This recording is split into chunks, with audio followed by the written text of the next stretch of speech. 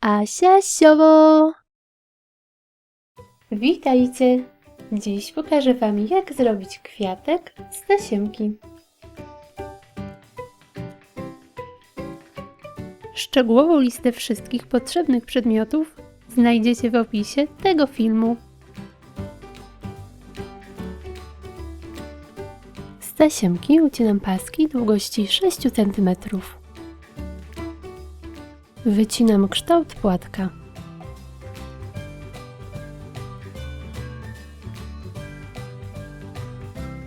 Opalam krawędzie i lekko skręcam.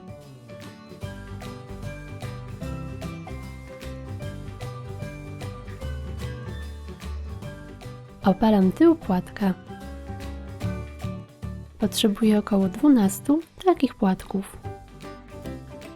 Z zielonej tasiemki ucinam pasek długości 6 cm. Wycinam kształt liścia.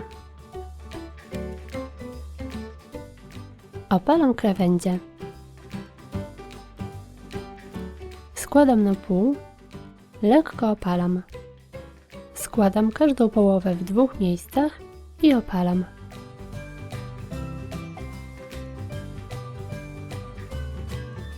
Robię 3 takie liście.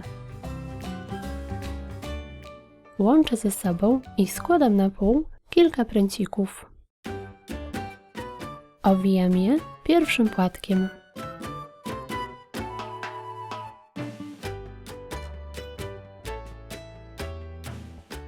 Dodaję drugi.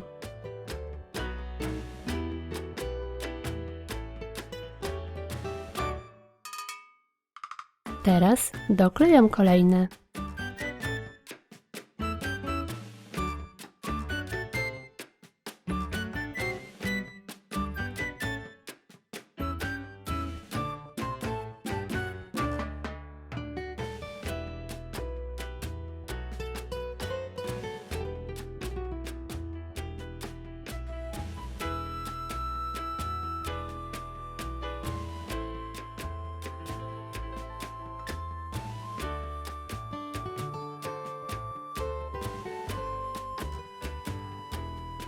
Na koniec mocuję listki.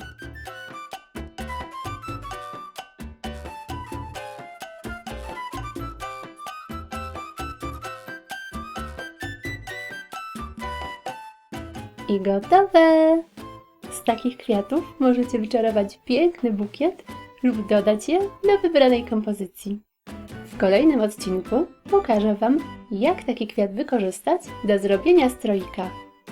Jeśli filmik Wam się podoba, zostawcie łapkę w górę. Pozdrawiam! Pa, pa!